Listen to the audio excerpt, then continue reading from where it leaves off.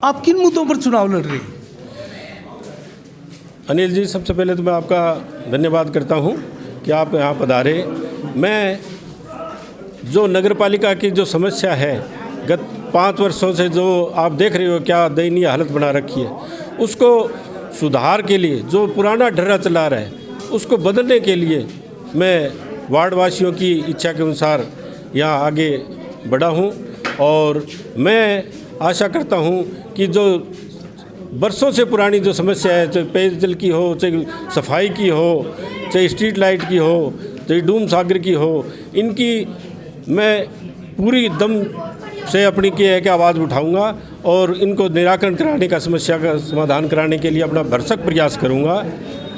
वकील जी, वैसे तो आपके संबोधन में हमने सुना आपने अपना विजन लगभग क्लियर कर दिया था, लेकिन मैं एक चीज़ कहना चाहूँगा कि आप 2 ही उम्मीदवार हो यहाँ, दारा सिंह सोनी और आप किशन लाल जी एडवोकेट, वरिष्ठ अधिवक्ता भादरा के। तो 2 कांटे की टक्कर यहाँ चर्चाओं के अनुसार भादरा कस्बे के लोग बता रहे हैं। तो इस कांटे की टक्कर को वो बलवान पूनिया के खास हैं और आप भाजपा की तरफ से संभवतः मैं समर्थित उम्मीदवार हैं। मैं निर्दलीय उम्मीदवार हूं, स्वतंत्र प्रत्याशी हूं और वार्ड वासियों का उम्मीदवार हूं मैं तो। नहीं, वैसे भाजपा का भी आपको समर्थन होगा सर? नहीं, समर्थन तो देखो पूरे वार्ड वासियों का है। नहीं, भाजपा क्या करेगी यहाँ पर और क्या तो तो वार्ड वासियों के समर्थन है। आपने रीडिंग किया होगा, यहाँ लगभग कितने वोट हैं? यहाँ लगभग क्या है कि अब पहले तो 600 650 के करीब थे, कुछ और जो नए वोट बने 700 के लगभग वोट है। और सब जाति धर्म के लोग आगे आकर के मुझे क्या है कि अब की बार लोगों ने बदलाव करने का मन बनाया है और बदलाव के अंदर जो नए सिरे से लोग सोच रहे हैं कि हम 5 साल ऐसे ही गुजार दिए, 5 साल पीछे के गुजार दिए और नए सिरे से क्या है कि एक अच्छा शिक्षित आदमी आगे बढ़े। मैं तो सबसे कहता हूँ इस वार्ड की नहीं, जो भी वार्ड है उसके अंदर ऐसे पढ़े लिखे और समझवान आदमी को आगे बढ़ाओ, ताकि जो फिर बाद के अंदर अपन को पछताना नहीं पड़े कि ये हमने क्या कर दिया। फिर बाद में आप भी मिलोगे, ये भी मिलेंगे, वो कहें यार ये तो सुधरे कहाँ से। वो नगर पालिका में कहीं जाते ही नहीं है, उनको नगर पालिका की व्यवस्था ही नहीं पता है। आप ऐसे ऐसे प्रतिनिधि चुन लेते हो। ऐसे प्रतिनिधि चुनो जिसको नगर पालिका के कानून की जानकारी हो, जो उसकी समस्या कहाँ से उसकी सुलझ होगी, वो ऐसे प्रत्याशी को चुनो। आपने बहुत ही बढ़िया बात बताई है और जागरूकता जगाने का एक प्रयास सा किया है। तो इस पर एक मेरा सवाल बनता है कि आपकी पसंद में मतलब कौन सा चेयरमैन पद का दावेदार है जो बहुत बढ़िया इस मुद्दों के ऊपर आप जो बता रहे हैं खरा उतरे? देखो, चेयरमैन तो वार्ड पार्षद बनाएंगे, आज मैं किसी का नाम कैसे लूँ? नहीं, वैसे दावेदार यहाँ मौजूद है, मांगीलाल जी गोयल है, हाजी दाऊद है, कोई मौजूद नहीं है। वार्ड पार्षद चुन करके अपना प्रतिनिधि बनेंगे, उसी के अंदर जो शिक्षित आदमी आप चुनेंगे तो क्या है। तो आप तो निर्दलीय हो, वार्ड पार्षद कैसे मिलेंगे? भाजपा के अलग है, माकपा के अलग है, कांग्रेस के अलग है, फिर कैसे मिलेंगे? आपने देखा नहीं, निर्दलीय के आगे आपने प्रधान बना है, निर्दलीय का आपने नौर में देखा होगा कि एक सीट जीती थी, वो चेयरमैन बनी थी। उनके ऊपर तो वकील जी फिर उसमें जाओगे आप तो? उनके पीछे तो बहुत से आरोप लगे हैं कस्बा वासियों को द्वारा लगाए गए। पीछे नहीं जाऊंगा। खरीद फरोख्त क्या क्या सेटिंग हुई है? न खरीद तो वो होने जा रही है यहाँ पर? नहीं, कोई खरीद फरोख्त नहीं हो। मैं तो इसीलिए क्या कह रहा हूँ, खरीद फरोख्त की तो बात भी बात आओगी जब आप ऐसे जो शिक्षित नहीं होंगे उनको चुनोगे।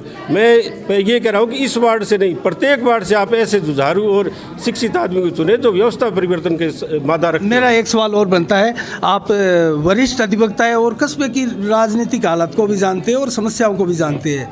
क्या यहाँ धनबल से कोई चेयरमैन नहीं बनने जा रहा है? आप उनको रोक पाएंगे क्या? मेरे हिसाब से धनबल के हिसाब से कोई चेयरमैन नहीं बनने जा रहा है। पार्षद अपनी इच्छा से अपना मत देता है और उसी हिसाब से क्या है कि आप जनता को विश्वास दिला सकते हैं कि अपना वोट जो है वो धनबल वालों की तरफ नहीं जाएगा? मैं जनता को विश्वास दिलाता हूं कि मेरा मत आप याद रखोगे कि इस तरीके से क्या है कि मैं दूसरों को क्या मैं योग्य नहीं हूँ? मैं किसी तरीके से तो जो योग्य आदमी है उसको जाएगा। एक संकल्प और दिलवाऊंगा मैं आपको, क्योंकि हमारी जो आवाज़ होती है वो हमारी नहीं होती, वो जनता की आवाज़ होती है। कस्बे के हक में, कस्बे की समस्याओं के प्रति क्या पूरी संजीदगी के साथ अगर जीतते हैं तो पालिका सदन में आवाज़ उठाएंगे?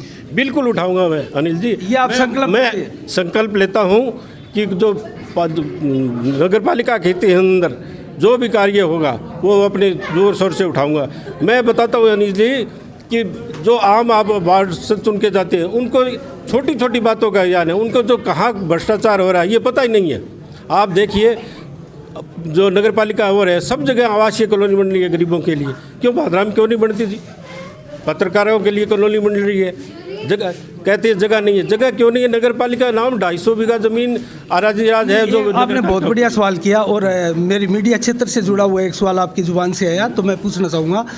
पत्रकारों के लिए एक कॉलोनी आरक्षित की हुई थी, हाजी दाऊद कुरैशी ने की थी, और वो गंगपरा रोड जो है वो टंकी के पास में, वहाँ एक बोर्ड भी लगा है।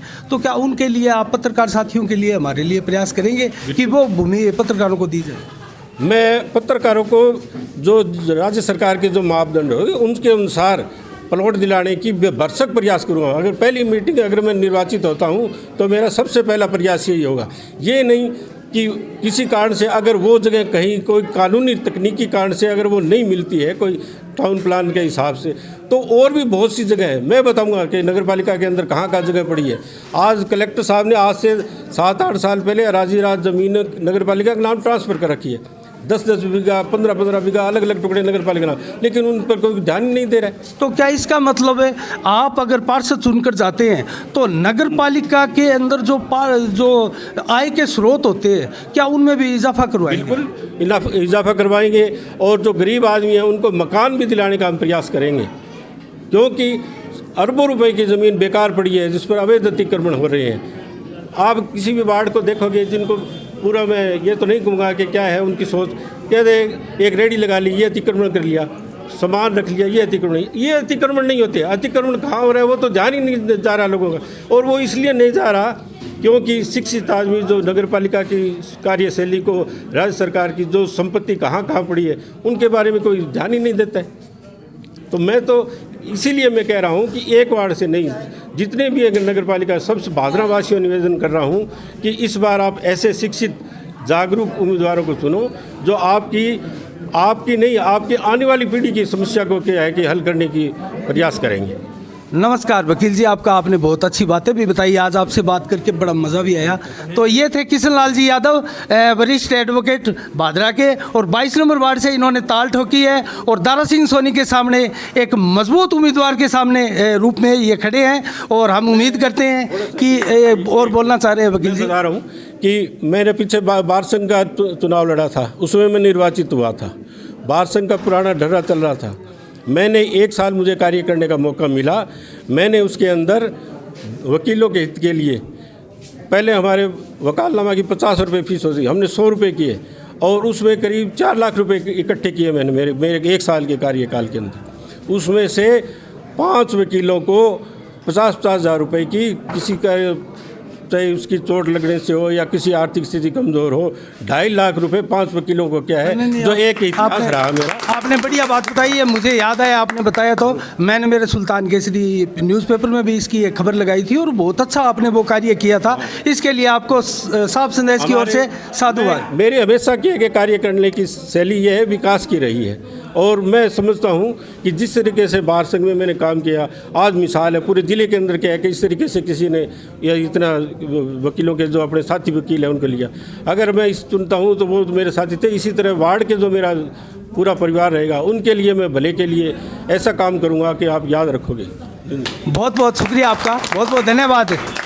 तो ये थे वरिष्ठ अधिवक्ता किशन लाल जी यादव। तो दोस्तों, बड़े जागरूक जो पार्षद प्रत्याशी हैं ये वार्ड नंबर 22 के, तो हम उम्मीद करते हैं कि कस्बे से ऐसे ही पार्षद पद के उम्मीदवार जगह जगह से 40 ऐसे उभर कर आए ताकि इस कस्बे का कल्याण हो।